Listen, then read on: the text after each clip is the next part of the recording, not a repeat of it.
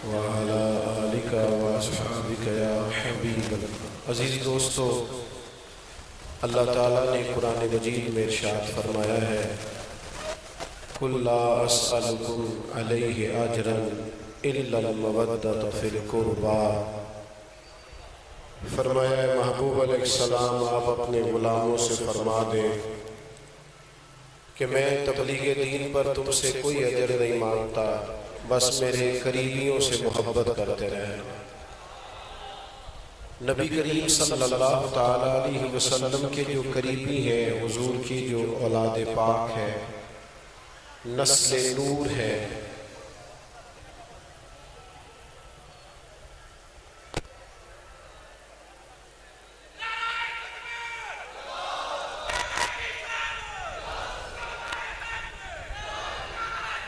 اس کی محبت ایمان کی بنیادی ضروریات میں سے ہے۔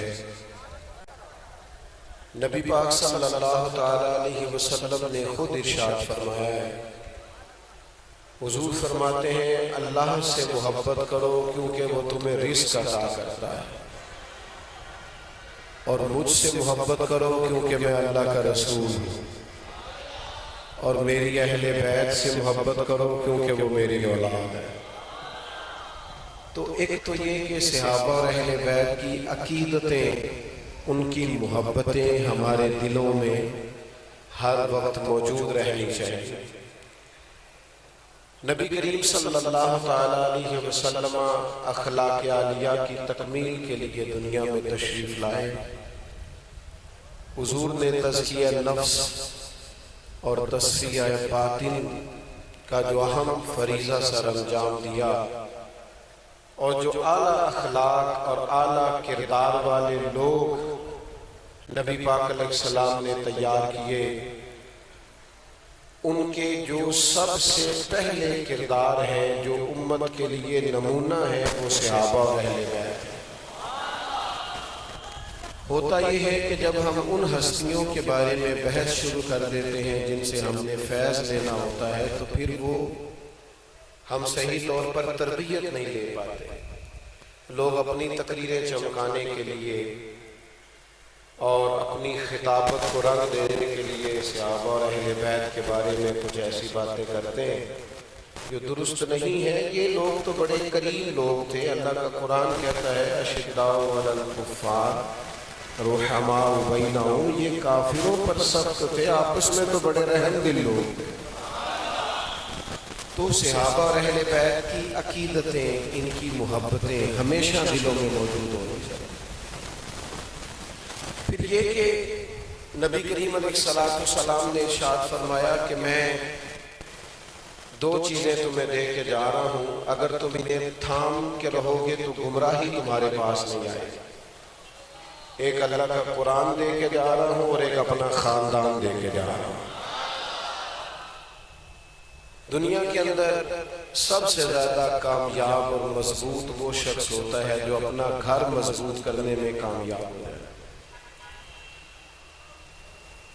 بچوں کو بہت زیادہ مال دینا، اس کی اگر آواز ٹھیک ہو سکتی ہے تو ذرا کر دیں، اللہ آپ کو جزائے خیر دے۔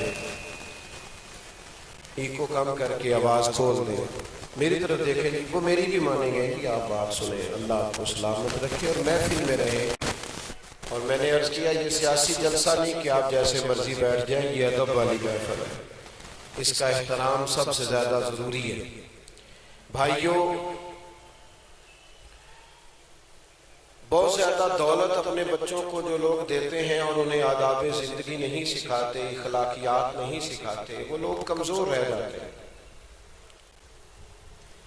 اس لیے کہ بہت زیادہ پیسے آپ نے بچوں کو دیے ہیں، لیکن بچے اگر بالکل بھی قابل نہیں ہیں، ان کی کوئی تربیت نہیں ہے، تو وہ پیسہ تو بڑی جلدی ختم ہو جائے گا،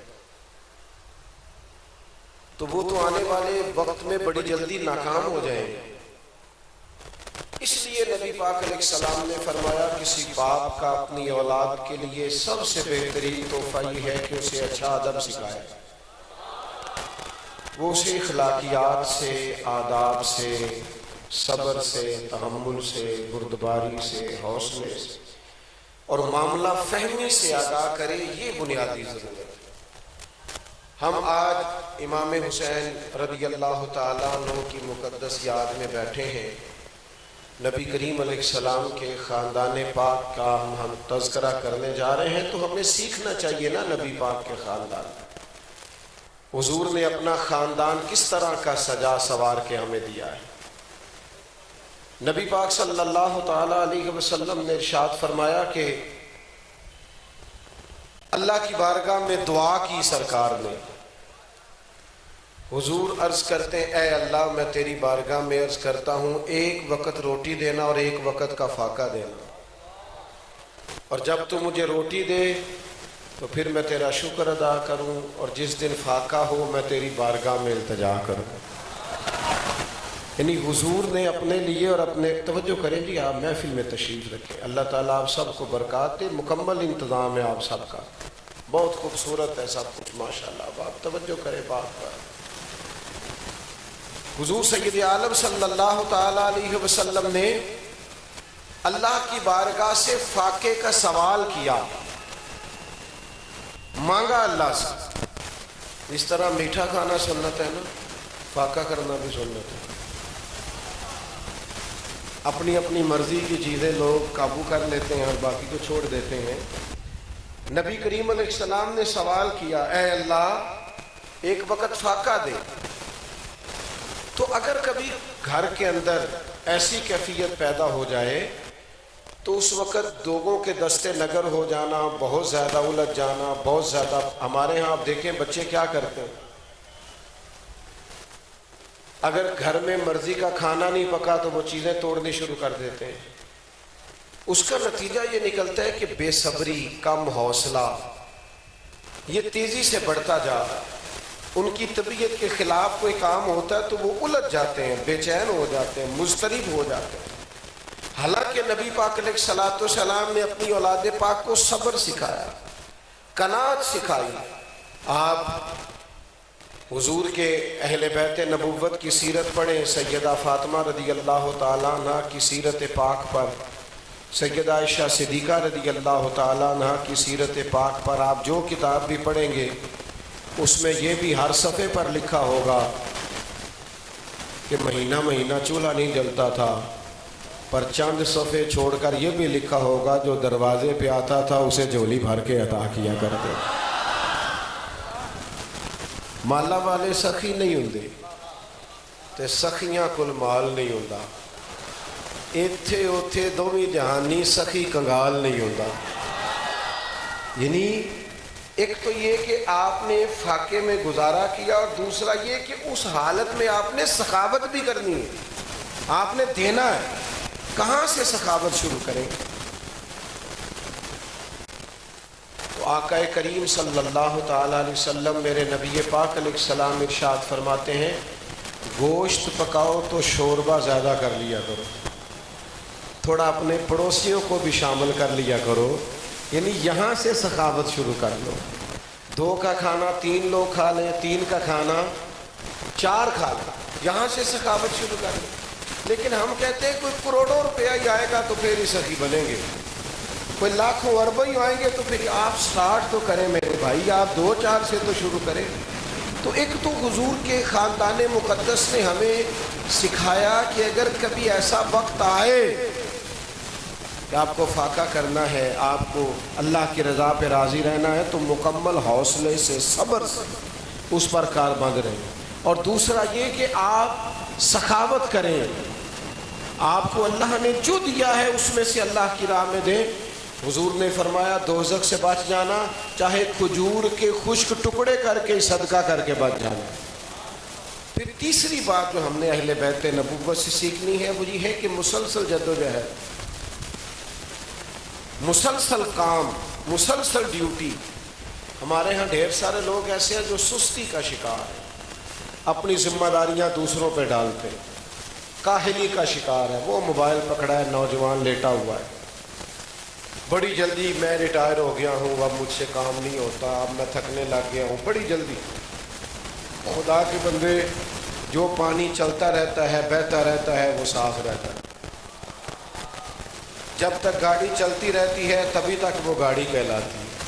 او بھائی، مسلسل کوشش، مسلسل جدوجہد، یہ قوموں کی سستی، یہ قوموں کی کاہلی، یہ قوموں کا بیٹھ جانا، یہ دوسروں پہ ڈال دینا، یہ سہارے تلاش کرنا، کوئی کر کے لائے، یہ تو بزدل کر دیتا ہے آدمی۔ اقبال کہتے ہیں لہو مجھ کو رلاتی ہے جوانوں کی تن آسانی، میں لہو کے آنسو روتا ہوں کہ ملت کا جوان تن آسان ہے، محنت نہیں کرتا، مسلسل جدوجہد۔ یہ کبھی کبھی نوجوان اپنے دکھ بتاتے ہیں نا، تو کوئی بزرگ آدمی بات کرے تو میں مشورہ دیتا ہوں، جوانوں پر تو غصہ آتا ہے، یار تو جوان آدمی ہے، تو دکھ سنا رہا ہے، تجھے تو چاہیے تو کئی خاندانوں کو لے کے چلے، تو اپنا خاندان بھی نہیں چلا پا رہا، اٹھ باندھ کمر کیوں ڈرتا ہے، پھر دیکھ خدا کیا کرتا ہے۔ تو ہمت کر، تیرے اندر جدوجہد ہو، تیرے پہ تو غصہ آ رہا ہے۔ ایک پیشہ برا ہے دنیا میں، ایک پیشہ وہ ہے کسی کے سامنے ہاتھ پھیلانا، باقی جو ریڑھی لگا کے محنت کر کے روزی کما کے کھاتا ہے اللہ کا دوست ہے۔ ایک چیز بری ہے کہ آپ ہاتھ پھیلائیں، مسلسل جدوجہد۔ نبی پاک کا خاندان دیکھیں، سیدہ خدیجہ کی جدوجہد، حضور کی چاروں شہزادیوں کی جدوجہد، حضرت عائشہ صدیقہ کی محنتیں، سیدہ فاطمہ اپنے ہاتھوں سے چکی پیستی، آٹا گوندتی، روٹیاں پکاتی، چھالے پڑ جاتے، گھر میں لیپا پوتی کرتی۔ حضرت مولا علی شیر خدا نے ساری حیات مبارکہ جنگوں میں گزار دی، امام حسن میدانوں میں رہے، شہید ہوئے، امام حسین رضی اللہ تعالیٰ عنہ نے کربلا میں سارا خاندان قربان کرا دیا۔ مسلسل جدوجہد، مسلسل کوشش، مسلسل آگے بڑھنا۔ ہم تو آرام کر رہے ہیں، کسی کا سر درد ہے تو وہ بھی آرام میں، کوئی چھٹیاں گزار رہا ہے، کوئی ریٹائرمنٹ۔ او خدا کے بندے، کام کون کرے، آگے کون بڑھے؟ مسلسل ڈیوٹی، مسلسل جدوجہد، مسلسل کوشش، یہ نبی پاک کے خاندان کا طریقہ ہے۔ آپ کو ٹھہرنا نہیں، آپ کو چلنا ہے، آپ کو آگے۔ ہمارے اصحاب قبلہ عالم فرمایا کرتے تھے، زمین کے اوپر کام، نیچے جا کے آرام۔ سوئیں گے نا قبر میں، قیامت تک سوئیں گے۔ اب اللہ نے ہوش دیا تو کام کرے، جاگنا ہے جاگ لے افلاک کے سائے تلے، پھر جو حشر تک سوتا رہے گا خاک کے سائے تلے۔ تو مسلسل کوشش کریں، مسلسل جدوجہد، یہ حضور کی اولاد نے ہمیں سکھایا۔ پھر چوتھی بات، استقامت، آپ کا ڈٹ جانا، کہیں کھڑے ہونا۔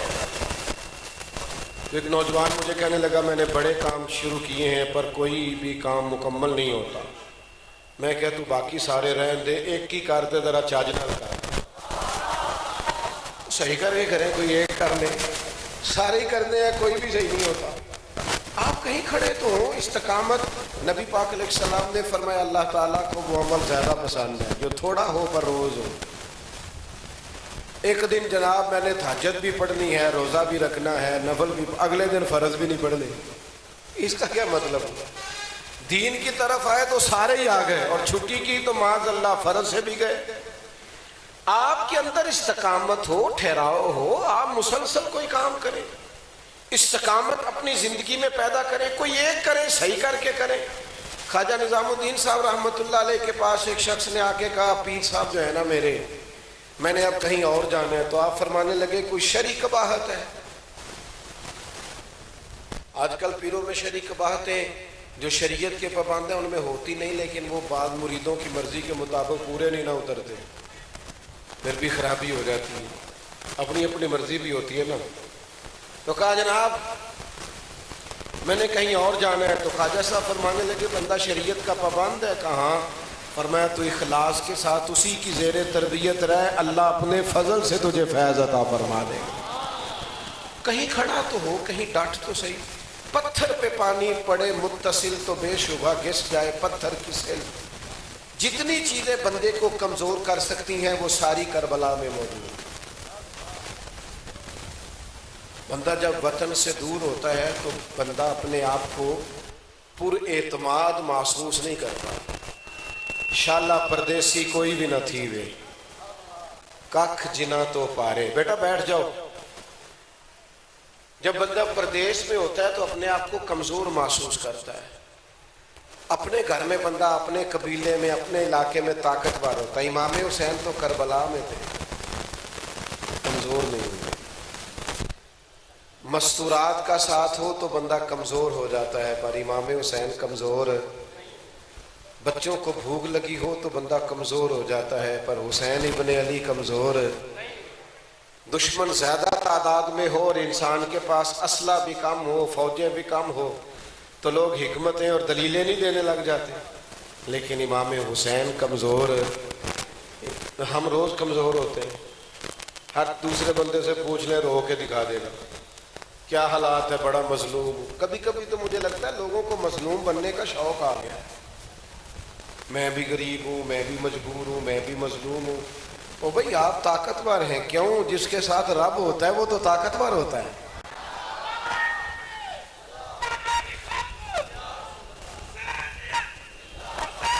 ماشاء اللہ. جس کے ساتھ اللہ ہوتا ہے وہ تو طاقتور ہوتا ہے, جس کے ساتھ نبی پاک کا ساتھ ہوتا ہے وہ تو طاقتور ہوتا ہے, اور مومن ہی تو طاقتور ہوتے ہیں. میرے پاس کچھ نہیں ہو, خدا کے بندے سب سے بڑی دولت وہ ایمان کی دولت ہے. تو اگر تجھے وہ ملی ہوئی ہے تو پھر تجھے اور کیا چاہیے؟ تو اپنے آپ کو استقامت کے راستے پہ لگائیں, ڈٹنا سیکھیں. کوئی ایک کام کریں پر صحیح کر کے کریں.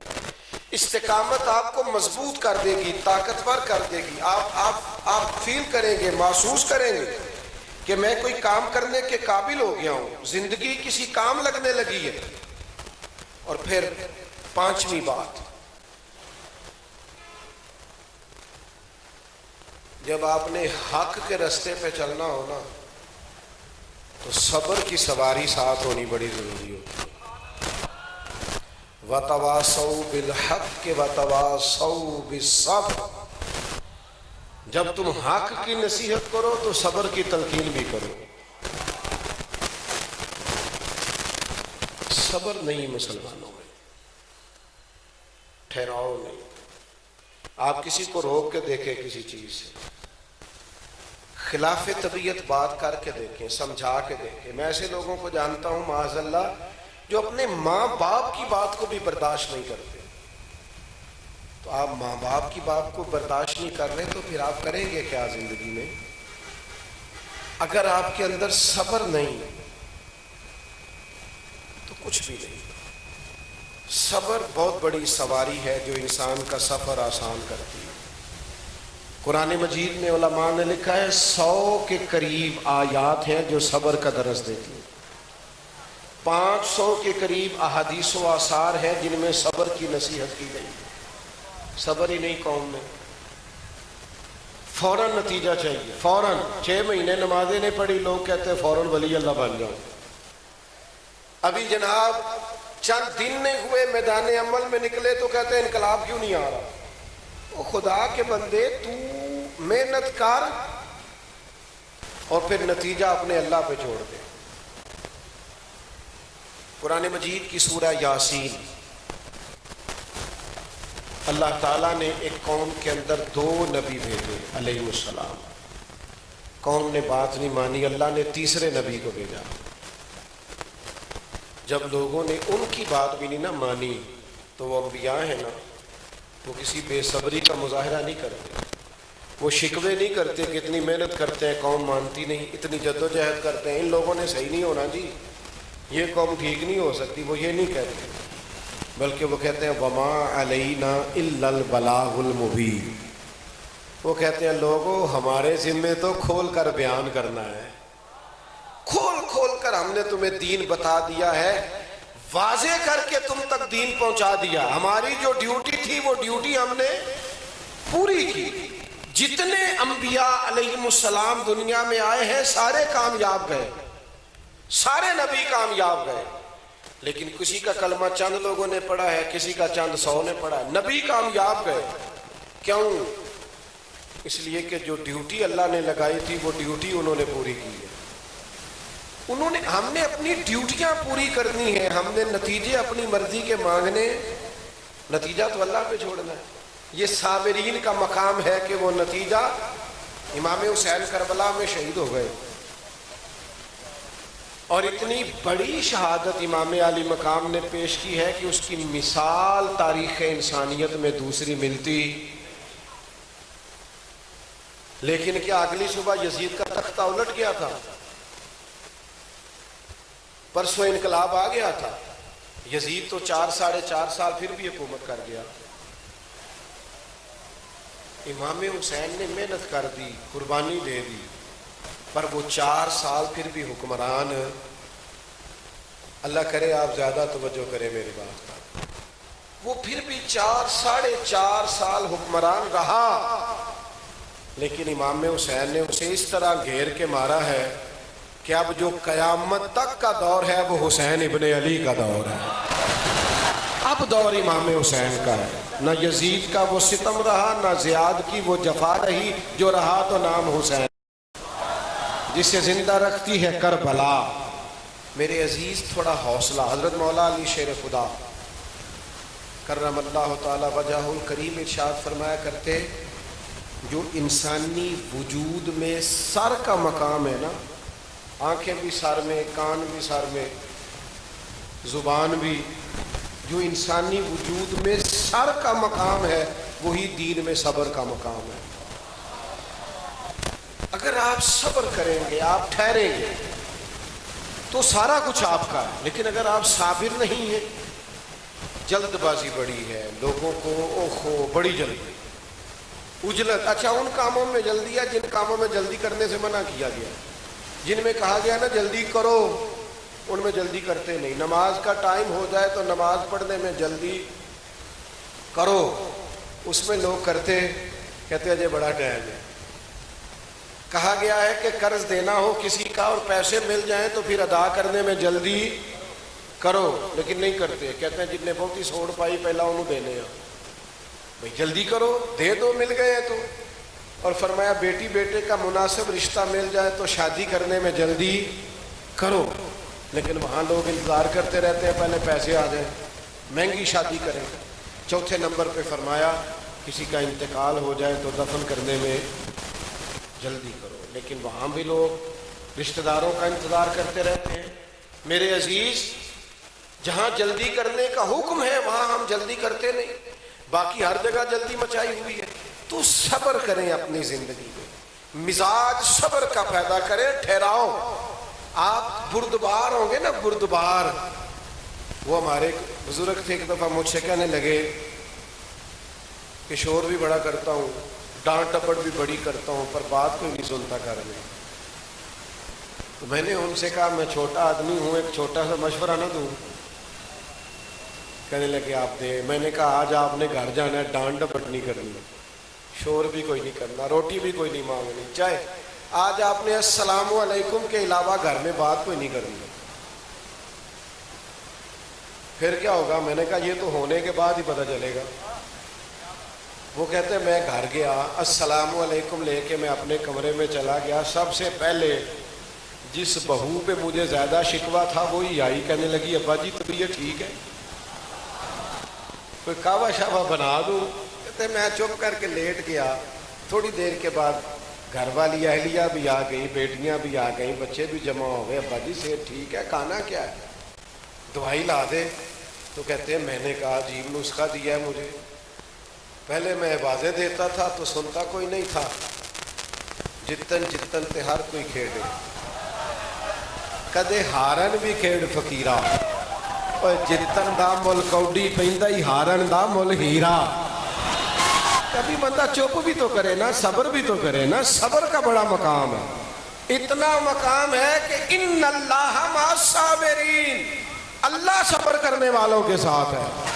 جب تک آپ کی طبیعت میں صبر پیدا نہیں ہوتا، حوصلہ پیدا نہیں ہوتا، ٹھہراؤ پیدا نہیں ہوتا، آپ کچھ کر سکنے کے قابل۔ میں باتیں سمیٹنا چاہ رہا تھا پر میرا دل کر رہا ہے 2-4 اور کروں۔ 9-10 محرم کی درمیانی رات تھی، ابن زیاد آیا امام حسین کے خیمے میں، اس نے کہا حسین 2 ہی باتیں ہیں، یہاں آپ بیعت کریں گے یا جنگ کریں گے؟ تو امام فرمانے لگے کل بتاؤں گا۔ بھائی جان بیٹھ جائیں. اللہ کو سلامت. میں نے عرض کیا یہ کو ہم نے دکھانی تو نہیں کسی کو کہ اتنے بندے ساڑھے نال نے تو ٹکٹ ساڑی بند دی. ہماری تو وہ مووی بدیا ہے جو فرشتے بنا رہے ہیں. جو بالکل پیچھے بندے بیٹھے نا اندھیرے میں نظر نہیں آ رہے, بہت بڑی تعداد میں ماشاءاللہ آپ لوگ آئے ہیں. جو بالکل پیچھے ہے نا کیمرے کی آنکھ سے پیچھے, وہ کیمرے کی آنکھ سے پیچھے ہیں, رب رسول کی آنکھ کے پیچھے نہیں ہے. صحیح کہہ رہا ہوں آپ کو.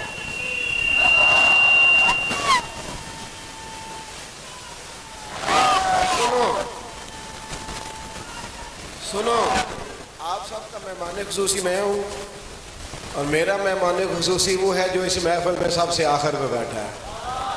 تو میرا مہمان خصوصی ہے, کیونکہ اگرچہ اس بیچارے نے دوڑ کے گردنیں پھلانگ کے آگے آنے کی کوشش نہیں کی, اطمینان سے بیٹھا ہے, تو خاص آدمی ہے نا میرے. جو ہم سر سبق دے رہے ہیں وہ سبق پر عامل ہے نا میرے. آپ غور کریں میرے عزیز, امام حسین سے کہا یا جنگ یا بیعت, تو امام فرمانے لگے سویرے بتاؤں گا. تو چلا گیا, کہا چلو ٹھیک ہے صبح پوچھ لیں گے. حضرت عباس رضی اللہ تعالیٰ عنہ امام حسین کے خیمے میں آئے, کہنے لگے بھائی جان آپ کا جو فیصلہ صبح ہونا ہے مجھے ابھی پتا ہے, آپ نے بیعت تو کرنی نہیں ہونی تو جان گئے.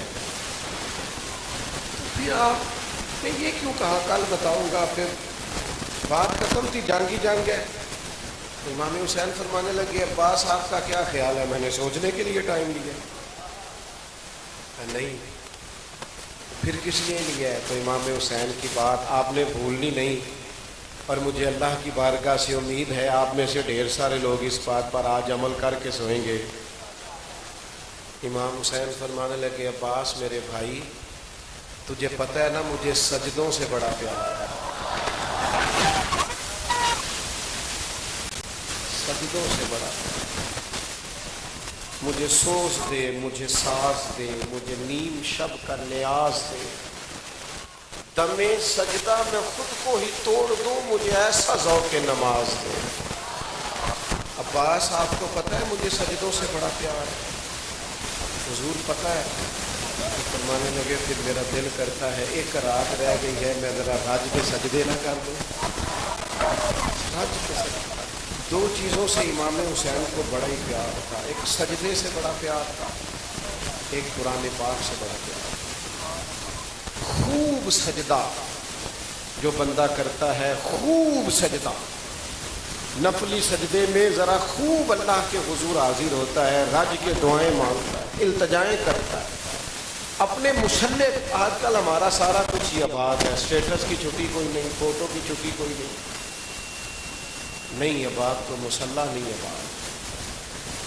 جس کا مصلح آباد ہوتا ہے وہ طاقتور آدمی ہوتا ہے.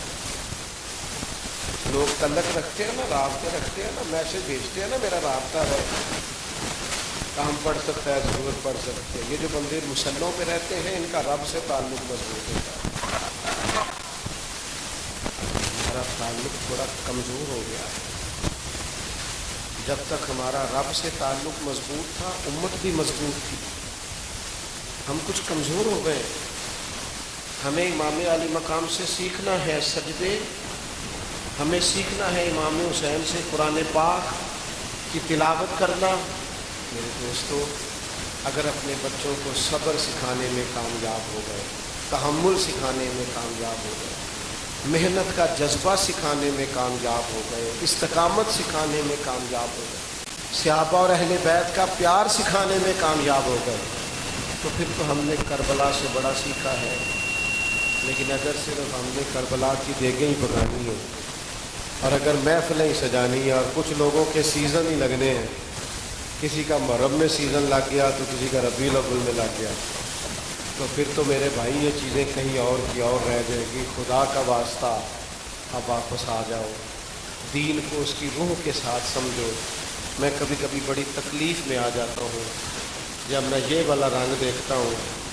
بڑے شوق ذوق سے, اہتمام سے دین کی بات کرنے والا بندہ بھی بے نمازی ہے. اسے بڑے بڑے تبصرے آتے ہیں, کہتا ہے بڑے بڑے مولویوں کو جانتا ہوں, لیکن حالت یہ ہے کہ وہ فجر میں سویا رہتا ہے. खुदा ने नेमत दे दी तुझे, तेरे घर में एसी आ गया, और जिस मालिक ने तुझे दिया था तो सवेरे उसके लिए जाग ही नहीं सका। उस वक़्त से डरना चाहिए जब बंदा गोलियां भी खाए तो नींद ना आए। तो आज अगर आँख खुलती है तो खोल लो। एक दोस्त के घर में बेटा पैदा हुआ तो कहने लगा मैंने 4 मन मिठाई बांटी है। मैंने भी उसे मुबारक दी, और मुबारक देने के लिए जब मैंने गले लगाया तो मैंने उसके कान में कहा आपने मुझे बताया 4 मन बांटी है, मुझे लगता है सबको बताया होगा 4 मन बांटी है, नफल कितने पड़े? उत्तर तो अल्लाह ने दिया, ये इनाम तो मालिक का है। मैं मिठाई भी आपका शुक्राना ही समझूंगा, आपने शुक्र में बांटी होगी, पर जिस करीम ने नेमतें दी हैं तूने उसके लिए नफल कितने पड़े? अल्लाह इन शकर तुम लाज़ीदन्नकुम, मेरा करीम फरमाता है तुम शुक्र करोगे तो मैं नेमतें बढ़ा दूंगा। पैसे अल्लाह ने दिए, नेमतें अल्लाह ने दी, और हम वो लेके सुकून से सो गए। सबसे पहले उस मालिक को भूले जिसने वो नेमतें दी थी। वापस आओ न संगियो, उसकी बारगाह में झुकें। बंदों से ज़्यादा उम्मीदें ना लगाना, ये ना समझना ये मेरे दाएं बाएं बड़ा राश होता है और मैं बड़ा जाना पहचाना जाता हूँ। ये बड़े आर्जी दौर हैं, हालात बदल जाया करते हैं। उस करीम के साथ अपना दिल लगाओ कि जब सारे छोड़ जाते हैं तो वो अपने बंदे पे रहमत करता है, वो फजल फरमाता है, वो अता है।